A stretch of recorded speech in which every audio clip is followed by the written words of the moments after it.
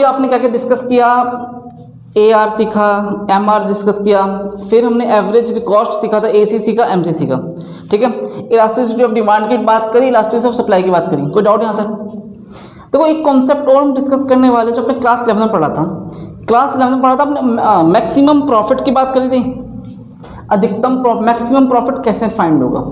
एक बंदा maximum profit कब चाहता है? वो क्या चाहता है कि मेरा ज़्यादा से ज़्यादा सेल हो और कॉस्ट कम से कम आए। एक बिजनेसमैन के नज़र में आप क्या समझते हो? सपोज मान लीजिए एक मिस्टर ए है, व्यापारी आदमी है, ठीक है। अब ये व्यापारी आदमी के मन में क्या बात आती है कि भाई प्रॉफिट इस बंदे का क्या आना चाहिए? मैक्सिमम, हाँ या ना? सही बात है, गलत बात है? और कॉस्ट कैसे आनी चाहिए बच्चों? मिनिमम। कॉमन सी बात है, मैं भी क्या चाहता हूँ कि मेरे भाई खर्चे कम से कम हो और मेरा लाभ ज़्यादा हो, प्रॉफिट ज़्यादा हो। ये बात समझनी है। अब इसी का हम कॉन्सेप्ट समझने वाले हैं। एक कॉन्सेप्ट जो आपको पढ़ना है अभी,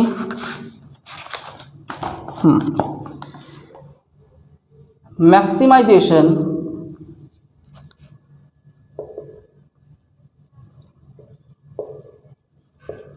ऑफ टोटल रिवेन्यू। अब क्या करना चाहते हो? हम टोटल रिवेन्यू को मैक्सिमाइज करना चाहते हो, अधिकतम मैक्सिमम तक पहुंचाना। टोटल रिवेन्यू मैक्सिमम कितनी हमारी सेल हो सकती है, पॉसिबिलिटी है। देखो बेटा, सबसे पहले आपको क्या करना है, टोटल रिवेन्यू को डिफरेंशिएशन करेंगे with respect to X. X क्या है यहाँ पर? यूनिट्स है, ठीक है। और इस इक्वल टू में क्या रख देंगे? 0। ऐसा करने से क्या मिलेगा मुझे? ऐसा करने से मुझे एक्स की वैल्यू मिल जाएगी। क्या मिलेगी? एक्स की वैल्यू। ऐसा करने से मुझे क्या मिलेगा? Find the value of x. कोई डाउट मन में? एक्स की वैल्यू तो मैंने फाइंड कर ली कि भाई मुझे समझ में आ गया कितनी यूनिट बेचूंगा कि मेरा मैक्सिमम क्या आ जाएगा, प्रॉफिट, टोटल वैल्यू मैक्सिमम हो जाएगा। लेकिन मैक्सिमम होने के प्रूफ भी तो करना पड़ेगा। इसके लिए आपको क्या करना पड़ेगा? सेकेंड ऑर्डर डेरिवेटिव टेस्ट करना पड़ेगा, क्लास 12th, ठीक है। क्या करना पड़ेगा?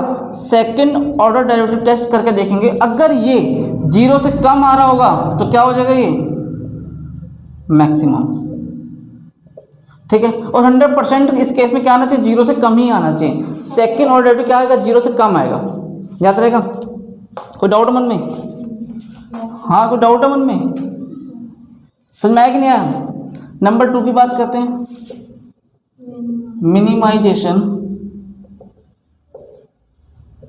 Of average cost and total cost. Average cost की बात करते हैं। हम चाहते हैं भाई हमारा एवरेज कॉस्ट कम से कम आए, ठीक है। तो बेटा हम सबसे पहले क्या करेंगे? एवरेज कॉस्ट का डिफरेंशिएशन करेंगे। क्या करेंगे? ठीक है। और डिफरेंशिएशन करने के बाद इस इक्वल टू क्या पुट कर देंगे? 0। इससे क्या मिल जाएगा मुझे? Find the value of x. Average cost का मतलब क्या होता है कि एक यूनिट्स पे जो हमने बनाया उसकी कॉस्ट कितनी है, ठीक है। अगर मान लीजिए मैं 10,000 रुपये खर्च करता हूँ और 500 यूनिट बनाता हूँ। कितनी बनाता हूँ? 10,000 रुपये खर्च करके 500 यूनिट बनाता हूँ, तो मेरा एवरेज कॉस्ट कितना आएगा? 20 रुपये नहीं आ जाएगा, हाँ या ना? बस मैं यही चाहता हूँ कि मेरा जो एवरेज कॉस्ट है, ये हर यूनिट पे जो 20 रुपये खर्च कर रहा हूँ वो कम से कम आए। मैं चाहता हूँ ये 17 रुपये पे आए, 16 पे आए, 15 पे आए, 14 पे आए, ताकि मेरा प्रॉफिट का मार्जिन ज़्यादा हो सके। Clear concept? तो मुझे क्या करना पड़ेगा बच्चों? एवरेज कॉस्ट का डिफरेंशियल निकाल लेंगे और उसके इक्वल टू क्या पुट कर देंगे? 0। अब आपके मन में क्वेश्चन है कि सर एवरेज कॉस्ट कैसे निकलता है? अभी तो सीखा था। क्या सिखाया था? टोटल कॉस्ट अपॉन में क्वांटिटी। इतना करने के बाद सेकेंड ऑर्डर डेरिवेटिव टेस्ट करेंगे, हाँ जी कि ना जी, ठीक है। इतना करने क्या करेंगे? सेकेंड ऑर्डर डेरिवेटिव टेस्ट करेंगे और डेरिवेटिव टेस्ट आपका मोर देन क्या आना चाहिए? 0। क्या प्रूफ हो जाएगा? ये मिनिमम। कोई डाउट मन में? तो बेटा ये कॉन्सेप्ट था मैक्सिमाइजेशन ऑफ टोटल रिवेन्यू, ये था minimization of average cost. Number 3, maximization of profit of marginal revenue. किसके इक्वल आना चाहिए? मार्जिनल कॉस्ट के। हम क्या देख रहे हैं यहाँ पर कि जितना हमने एक्स्ट्रा यूनिट बेचा उससे कितना मुझे मिला।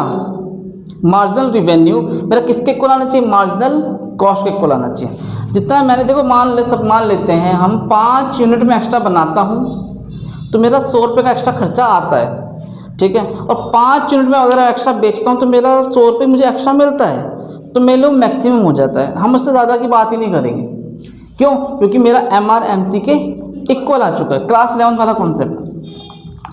अब बेटा ये MR कैसे निकलता है? टोटल रिवेन्यू को डिफरेंशिएट करके। और ये कैसे निकलता है? ठीक है, किसका डिफरेंशिएट करेंगे यहाँ पर हम? C का टोटल कॉस्ट का डिफरेंशिएट करेंगे तो क्या आ जाएगा? मार्जिनल कॉस्ट आ जाता है। या तो एक फॉर्मूला आप ये लगा सकते हैं, या आप इसमें क्या करेंगे, प्रॉफिट का डिफरेंशिएशन करोगे और किसके इक्वल कर दोगे? वो 0 के। और अगर प्रॉफिट का डिफरेंशिएशन करके सेकेंड और डेरिवेटिव टेस्ट करेंगे, वो लेस देन क्या आ जाएगा? 0। तो क्या हो जाएगा? ये मैक्सिमम। आप ये वाला यूज़ मत करना, आप ये वाला यूज़ करना, ये इजी रहेगा, ठीक है। क्या बताया मैंने? प्रॉफिट का डिफरेंशिएशन कर लो और इक्वल टू क्या पुट कर देंगे? 0, तो इससे एक्स की क्वांटिटी आ जाएगी। अब आप कहोगे सर प्रॉफिट कैसे निकलेगा? बेटा टोटल रिवेन्यू में से क्या माइनस कर देंगे? Total cost. टोटल रिवेन्यू वाले में से टोटल कॉस्ट फंक्शन माइनस कर देंगे तो प्रॉफिट का फंक्शन आ जाएगा, उसका डिफरेंशिएशन करके 0 को इक्वल पुट कर देंगे और फिर सेकेंड और डेरिवेटिव टेस्ट करेंगे, किसके इक्वल आना चाहिए? वो लेस देन 0 आना चाहिए। कोई डाउट मन में किसी की? तो ये 3 कॉन्सेप्ट हमने और डिस्कस किया। ये लास्ट कॉन्सेप्ट था एप्लीकेशन ऑफ डेरिवेटिव का। इसके बाद के कुछ क्वेश्चन डिस्कस करने वाले जो एग्जाम में फॉर्म में आए हुए हैं, इसे नोट करो।